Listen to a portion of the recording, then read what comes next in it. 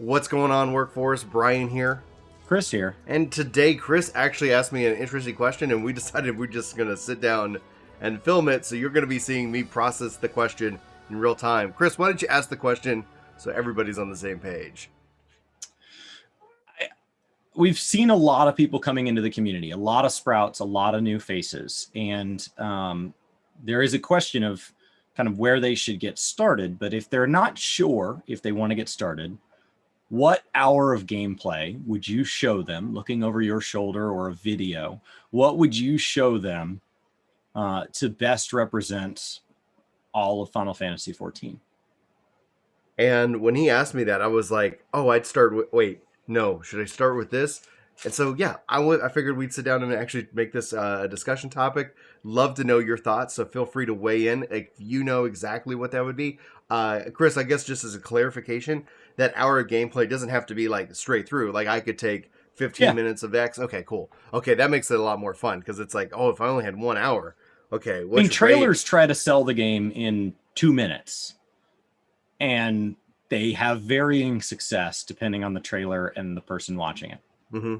Well, I know I probably wouldn't do any cutscenes because I would like to protect anybody from any potential spoilers. Now, I'm not spoiler sensitive. That's not to say that anybody watching this video couldn't pick a particular set of cutscenes to show, but I'm not spoiler sensitive, so I know my guide would be way off, and I would end up I picked out a cutscene and I kind of cut it up. It made no sense to me, but I did it as a part of this like really cool intro, like on an earlier video back from us in the day, and people were like, spoilers, oh my god. And I was like, I felt horrible. I'm like, I just don't have that gauge. I don't have that spoiler bone. You can tell me what happens in a movie. Spoilers are also spoilers only if you know they're spoilers, right?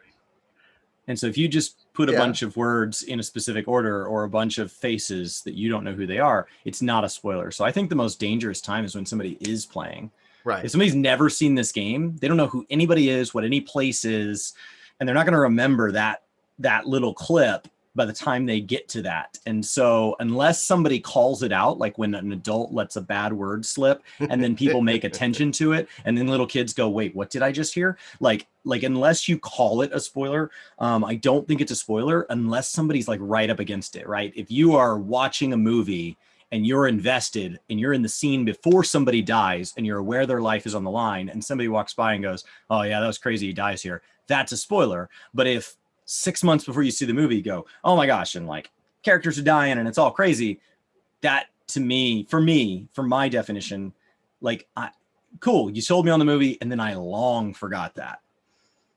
Man, I think I'd have to open up with just a little bit of gameplay, but then kind of try to highlight the beauty of the early game, because I definitely want to show off Deliverum Regander, DR, essentially, because I think some of the content and the bosses in that raid are excellent. I think that would be something really exciting to show people.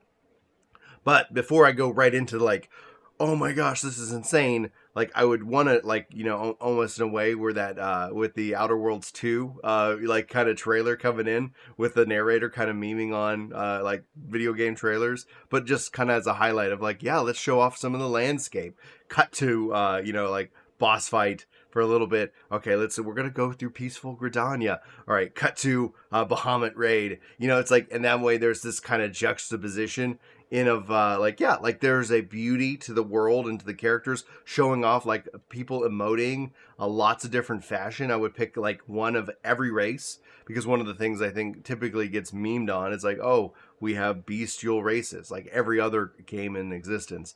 Ogre in my mind is a kind of a beastie kind of race, but it is what it is. But the kind of jumping into that concept, but I would show them all at once, so you could get a good variety of those characters, right? So it's like, oh, these are the different things, and then essentially, as like you take that one scene, if I was like narratively driving this, you would then essentially take those same characters, swap up their fashion a little bit, maybe show a couple of variations of that in the same position. So just feeding somebody that information that as it kind of cuts back to it, or maybe do a couple of quick cuts where it's like, oh, you have a lot of customization. I think one of the things that really, like, when it doesn't resonate with me. I'm trying to think of like trying to not just make this for like what would sell me on the game, but what I think I see a lot of people going over is people like character customization, And Phantasy Star Online 2's new Genesis character customization gives you a lot of freedom. And even with Solo, Sword of Legend Online, there's a lot of character customization in there, even though there's not like a lot of skin shades that I think a lot of people kind of wanted to see. So I made that video over on Ginger Prime for people. Like, here's your shades of like white, pretty much for Solo. But the characters customization is weighted very heavily. So to try to highlight that as a part, at least no more than like 5 minutes of the video, because like I would want to make sure people could get teased and essentially then point them to like check out the benchmark where you can create your character. You know, like you don't have to go and download the whole game. You could go and create your own character, play with the character creator today, and kind of get a feel for your options and how you can go about it. But yeah, I would highlight the Bahamut raid. I would highlight a little bit of the of Alexander. I would highlight some of the beginning of Eden, and then essentially bring in the Crystal Tower. I think that would be something, because like what in my mind as the director here, what's iconic about Final Fantasy, because I'd want to also then point to the fact that this is rooted in Final Fantasy. Now, I'm sure there's like, if you're going to be the director, I can't wait for you to weigh in. It's like, would you target this as to a non-Final Fantasy person? But I would try to highlight every little thing that kind of has a callback. When we get, Anima as a part of Final Fantasy X, try to call some like, Yeah. some callbacks to like, oh man, like, oh, I love 10, or oh, I love 9. Highlight some of the minions, bring in some of the raids, and then essentially kind of like as kind of the raids build up intensity, in terms of the fight, and you're like, just like where you were reacting to Preach. By the way, guys, if you're not subscribed to Gaming Kinda, go sure and watch Chris's Preach video. I really enjoyed watching that yesterday. And as a small plug for myself, Ginger Prime Clips is now up and running. There's lots of clips that are scheduled. So if you guys don't want to consume the whole podcast, you want like 6 to 10 minute, like sections of the podcast itself, you can go check out Ginger Prime Clips. I'll include a link in the description. But beyond Clips channels, having that build up, and then boom, Peaceful Eureka. Or is it Peaceful Eureka? Boom. It's like, and I would highlight Eureka over Boja, but I would try to like bring in some footage of a critical engagement in that regards, because I think that's fascinating content. But Eureka, I think zone wise, like has some of the best zone design. And honestly, as I'm looking over the course of the summer, as I'm playing some Phantasy Star, just as an aside, I really want to kind of dive back in, finish off Zandalore, and then maybe spend the summer in Eureka, just kind of playing in that zone, playing with that space. But anyway, that's not really the subject of this video itself. Chris, how about you? What's your narrative direction for the like kind of almost the perfect Final Fantasy trailer? What's your hour of footage? So I think in the real world example, you're never going to get a full hour of someone's time, even somebody that cares for you. Like if you're going on about something they don't know about, you've got 5 minutes of uninterrupted time. Got to close the tops. And so for me, you have a 1 hour, let's say this is a video. You have a 1 hour video chopped up with better timestamps than we use into you have 12 pitches. The first one, you're going to have to set some context. But in my mind, you're trying to capture the 7 to 12 types of players that are going to like this game. Mm-hmm. And so there has to be a way to sell story without saying you're going to like it. Like there has to be a way. And so, I'm not equipped to be the person that sells that. When I say I like story, I'm typically wrong. When I say I don't like story, I'm typically wrong. I don't play these games for story. And so like I view myself as underinformed on the subject in almost all areas. I've taken Shadowbringers relatively seriously. And even then, like if you invited me on a Shadowbringers lore podcast, I'd be incredibly uncomfortable, way outside my element. I'm trying, guys, but it's been 2 or 3 years of starting to care about story in these games. I'm not going to be able to close the gap on the fact that every other aspect of these games I've cared for in some sense for 7, 10, 15 years. So I've just got a lot more breadth there. But I feel like you have to mention story in this game. But I don't think it has to be all, let's say you've got 10 types of players that play this game. Mm-hmm. I think you set 1 there because you can't mention spoilers anyway. So like how many non-spoiler sections can you really get to? The combat in my mind and playing with other people, I think is a blast. And because so many bosses are tied to those story spoilers, and because dungeons, in my opinion, are not the best single moment of the combat system, uh, I think Delibram is delightful. It's not overly visual like a lot of the extreme fights are, where you're taking some mechanics that are normal and you're hiding them because people know, and so somebody watching doesn't. And you're not taking other mechanics and making them over the top to blow people's mind. You're not having crazy transitions. Some of the extreme fights are spoilers. And the ultimates are meant to be this progression of people who've seen the normals and the extremes. So if you're introducing somebody new, having now watched Mike, I'm aware that, like, I don't know, if you only get one fight, it's really hard, because if you start people at the beginning, it's boring. And if you start them at the end, it's confusing. I think he did a great job. The average person is not that perceptive. I know I'm not. I'm trying to learn some of these fights and I'm lost. So I think Delibram, in my opinion, is one of the better visual cues, because it's real clear. I think somebody like I think some of the guide makers do a great job of simplifying that down. So I think the combat has to be shown. There's probably a Larry Czar way to do that, where you kind of laugh at, look at these people moving real slow with all the spell effects down. Now look at it at full time with everything turned to the, just, you've got white mages running through, just dropping flashbangs, and it's just crazy for the sake of it. You've got a limit break that just makes somebody go, what? I don't understand. Because it's been fun to watch people come into the game and come into stream when I'm doing top end content and go, I literally don't know what you're doing right now. Yesterday I was in near raids and they're like, this looks like literal insanity. Just know it is. So, like, you're on point. But don't worry, too, it'll be less like, overwhelming. Right, and so for the person coming in, the thing is that the game kind of builds upon itself. Yeah. So like as you would expect a game to do. So you're not thrown right into that near raid and going like, okay, I've never seen any of these mechanics. Like, mechanics start, they train you on those mechanics over and over again.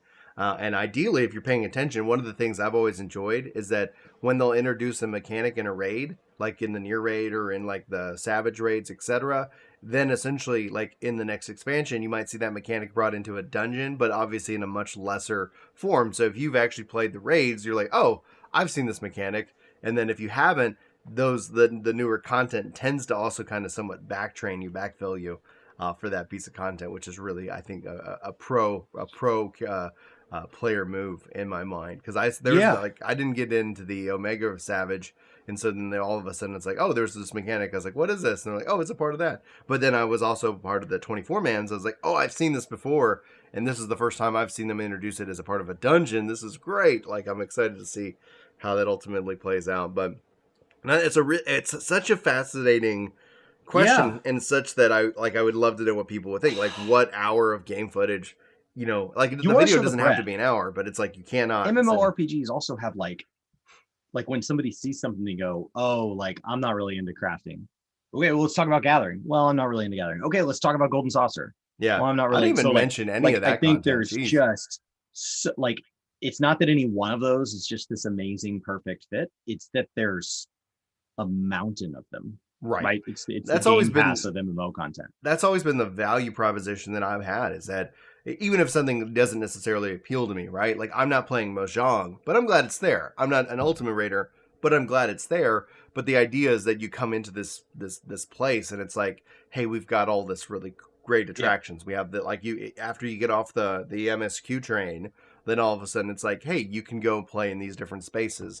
And I'd have to show him, I think, Heaven on High and Deep Dungeon. That's why I cannot wait to see what they do with Endwalker and getting a new Deep Dungeon, because essentially it does feel missed. I love that we have why am I drawing a blank? But I was going to say Zandalore, Boja, as a part of this content as leveling, but I still feel like, man, how interesting would it have been to have a Deep Dungeon on the first. Thematically, I don't know. It'd be kind of neat. It's what they've hinted could be the better place to put something most equivalent to a roguelike, like harder mode of 4-man content. Yeah. So there being a desire for that, and there being a desire for specifically deep dungeon, I think there's definitely demand from multiple angles for that content to come back. It's just a question of like, by the time they realized that, how far into building Endwalker were they? Yeah. Like because they've said we're interested in looking into bring it back, but like that doesn't mean it's possible. It's not as simple as like, well, if it were me, Vera would just wear hats. Like, okay, there's it's not as like, oh, let's flip the Vera hat switch. Why didn't we push the button? I just it was right there and I just didn't push it. Some of these decisions are things that we have to live with because of past moments. But yeah, I think I'd want to show the breadth of the game. You and I both have thousands of hours of play. Mm-hmm. And when new players come in, they're like, wow, like this is so much that's so overwhelming. I really appreciate you guys sharing all this knowledge. And when veteran players come in, they're like, you guys have missed so much because the game is just that big. Like if you put all of our time combined and made sure we didn't double dip on content, which we do, I still don't know that we would have cleared it all. Right. Like there's just too much. So, I mean, that's my answer. And I obviously put the question to the community. I'm really kind of curious to see what people feel like is the best way to highlight the game. And obviously, like when you do answer the question, like give us some context to you as a player, where you're coming from, because I think that's important. I didn't mention crafting, gathering, golden saucer, and like, yeah, it should be mentioned. And so I'm kind of curious to see what people decide to highlight as the best features that they would want for a new player coming in, to be kind of that sizzle reel trailer, that gameplay footage trailer of like, oh, not something produced by Square, but something that the community would produce. And who knows, maybe we'll see somebody like take this video and actually make something like into it, which would be really cool to see. I hope we see 30 of them. Yeah. If you guys do make a video, send it to us. Let us watch it. A couple of y'all have been sending us videos over on our Reddit. So if you guys haven't followed us on the Work to Game Reddit, if you guys want to submit videos for us to react to, or just different things to cover, we're trying to build up that as a good way of kind of getting the dialogue kind of going both ways. And if you know anything about Reddit and how it works, and you want to give me advice, I'd happily hear it. So then we'll go from there. Chris, any final thoughts before we wrap today's video? No, I'm looking forward to Live Letter on the 9th. I think we're about to talk about that. Mm-hmm. Absolutely. All right, guys, for Work to Game, my name's Brian. My name's Chris. Thanks so much for watching. Hopefully you have a fantastic day, and I hope to see you in our next video. But until then, take care. Bye.